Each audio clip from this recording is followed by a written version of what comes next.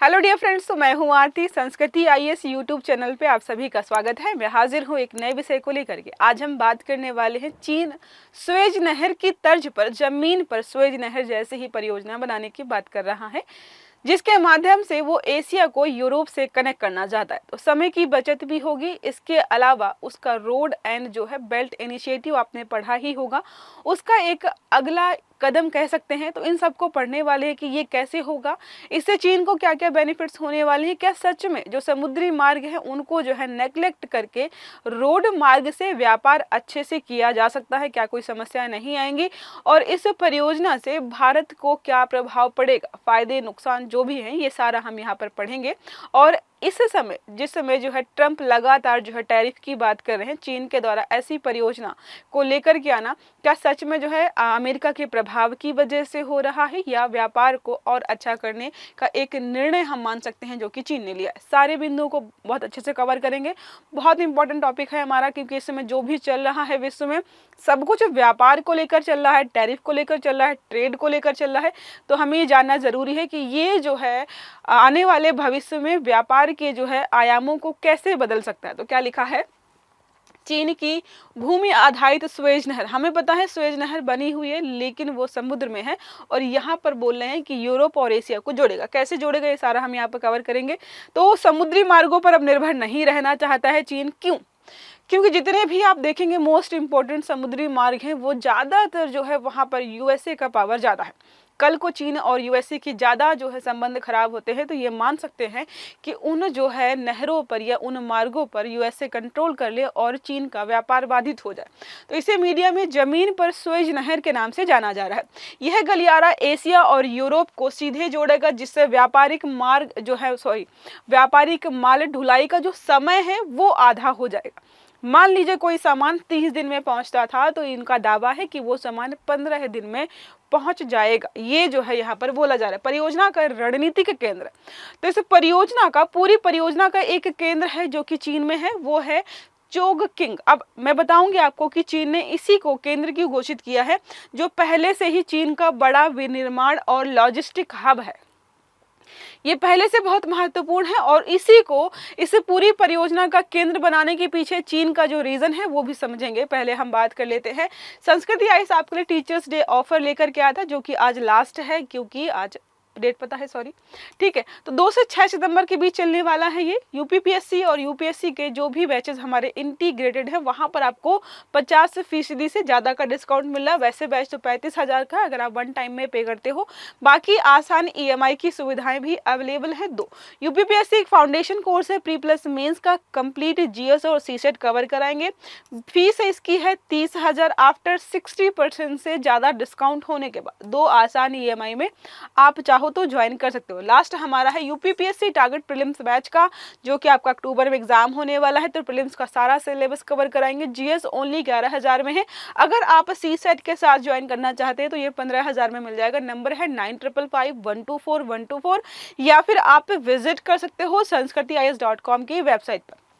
आते हैं हमारे टॉपिक पर वापस, ठीक है। हम सुएज नहर परियोजना के बारे में बात कर रहे हैं, जो कि चीन बनाएगा, वो भी जमीन पर, ठीक है।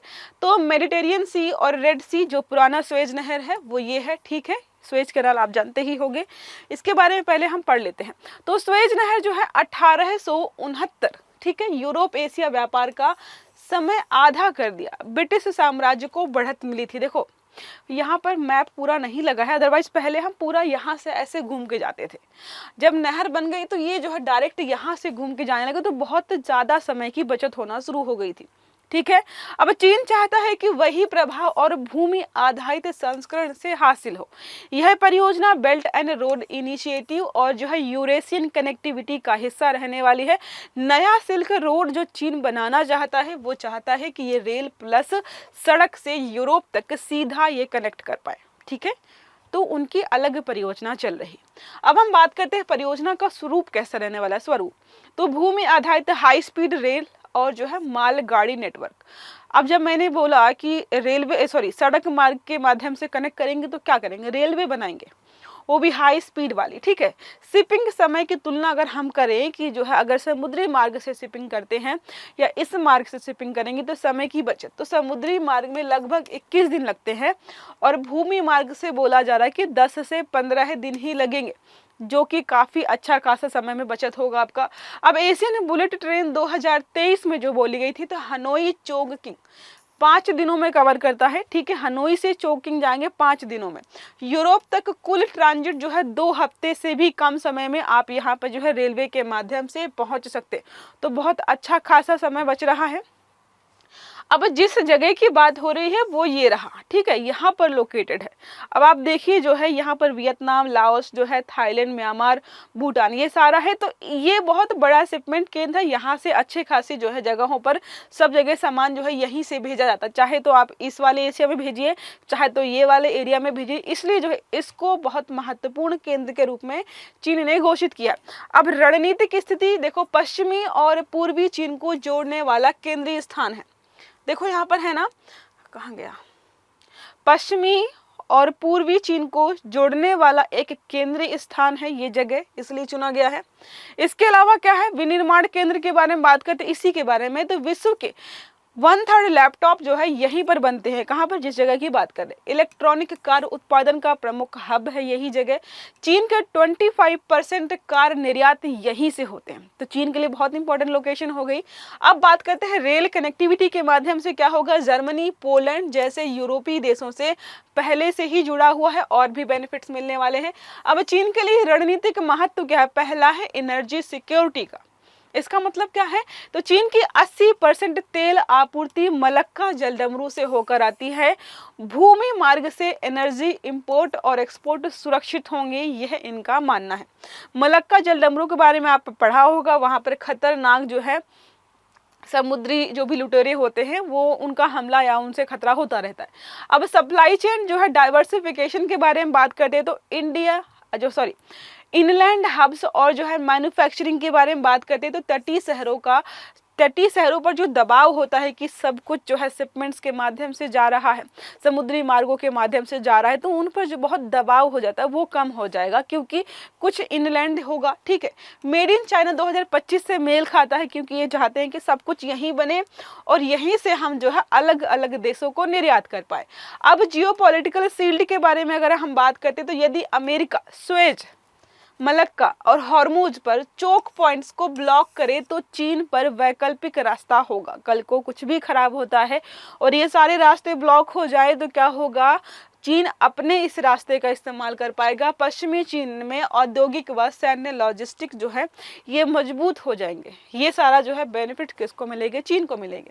अब आर्थिक दृष्टिकोण से देखें, टाइम व कॉस्ट को हमने देखा है कि समय की बचत होने वाली है, जिससे 20 से 30% अधिक जो समय पहले लगता था वो नहीं लगेगा। हाई वैल्यू जो भी गुड्स है जैसे इलेक्ट्रॉनिक्स है, फार्मा है, ऑटो पार्ट्स के लिए ये उपयुक्त रहने वाला है। चोकिंग की भूमिका के बारे में बात करते तो laptop capital of the world है ये, ठीक है। HP, एसर जो है, आसूस के जो भी आपको मिलते हैं लैपटॉप सारे इसी जगह से आते हैं। जो है इलेक्ट्रॉनिक व्हीकल्स जो है प्रोडक्शन हब है ये, ठीक है। BYD और चंगन ये सारे यहीं पर बनकर आते हैं। यूरेशियन ट्रेड ग्रोथ के बारे में अगर हम बात करते हैं, इस जो नया जो बना रहे हैं रेलवे मार्ग उससे 2022 में 16,000 प्लस चाइना के यूरोप फ्राइट जो है ट्रेन 15 लाख कंटेनर्स गए थे। 2024 का भी यहाँ पर दिया है, तो अच्छा खासा इनको लाभ होता है इस केंद्र से और भी बेहतरीन हो जाएगा, ठीक है। अब हम बात करते हैं क्षेत्रीय असर, तो साउथ ईस्ट एशिया पे वियतनाम, सिंगापुर, थाईलैंड के उत्पाद यूरोप तक तेजी से फैल पाएंगे क्योंकि कनेक्टिविटी बेहतरीन हो जाएगी।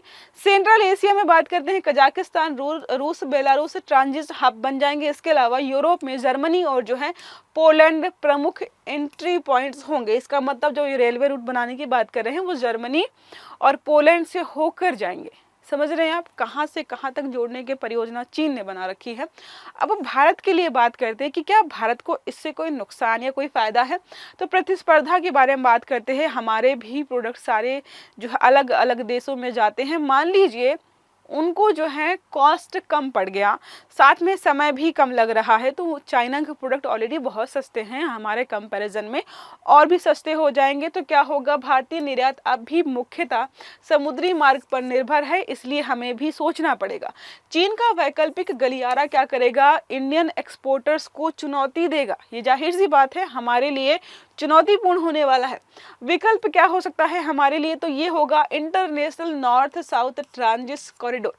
भारत, ईरान, रूस से यूरोप को हम कनेक्ट करने का जो प्रयास कर रहे हैं वो हमारा वैकल्पिक हो सकता है।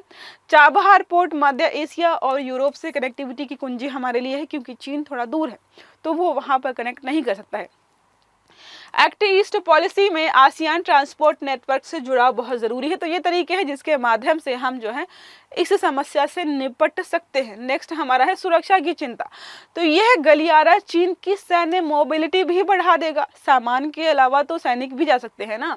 अगर भारत के पड़ोसी नेपाल, म्यांमार, बांग्लादेश शामिल हुए तो चीन का प्रभाव यहाँ पर बढ़ेगा। तो ये सारी समस्याएं हो सकती हैं। अब देखो, ऐसा नहीं है कि किसी परियोजना की बस फायदे ही फायदे होते। अभी तक आपने क्या देखा कि बस फायदे ही नजर आए कि चीन को ये फायदा होगा, चीन को वो फायदा। कुछ नुकसान भी हैं, चुनौतियां हैं। High cost of rail transport है, मास कार्गो के लिए समुद्री मार्ग अब भी सस्ता है, बहुत हैवी सामान भेजना होगा तो। पॉलिटिकल इंस्टेबिलिटी, अगर मान लो जिस रूट पर सेंट्रल एशिया और रसिया यूक्रेन वॉर, ये जो इलाका है अनस्टेबल है, हमेशा वॉर होता रहता है, तो जो आपका लैंड वाला रूट है ये डिस्टर्ब हो सकता है, ब्लॉक हो सकता है। डिपेंडेंस ऑन जो है रसिया, तो यूरोप और एशिया अभी भी रूस से होकर गुजरता है और ईयू और रूस के बीच तनाव है, तो वो कनेक्टिविटी देंगे, ये थोड़ा पॉसिबल नहीं लग रहा। एनवायरमेंटल कंसर्न्स भी हैं कि हाई स्पीड रेल होगी तो जो है मेगा लॉजिस्टिक्स हब से कार्बन एमिशन या कार्बन फुटप्रिंट बढ़ेगा, आप इसको कैसे मैनेज करेंगे। ये सारी समस्याएं, चुनौतियां हैं जो कि इस परियोजना से हो सकती हैं। अब एक प्रश्न हमारा इसी आर्टिकल से संबंधित है। चीन की भूमि आधारित परिवहन परियोजना का प्रमुख भू राजनीतिक उद्देश्य क्या है, तो अमेरिका द्वारा समुद्री जो है choke points, Suez, Malacca, Hormuz की निगरानी से बचना। दूसरा है एनर्जी इंपोर्ट्स और एक्सपोर्ट को सुरक्षित बनाना। तीसरा है भारतीय समुद्री निर्यात मार्गों पर निर्भरता बढ़ाना। सही आंसर देना है आपको कमेंट बॉक्स में। आई होप ये आर्टिकल आपको समझ में आया होगा। वीडियो अच्छा लगा तो लाइक करना है, चैनल को सब्सक्राइब करना है, बेल आइकन दबाना है ताकि जितने भी इस प्रकार के आर्टिकल्स हैं वो सारे आपको समय पर मिलते रहें। तो अच्छे से पढ़िएगा। Have a good day. Thank you.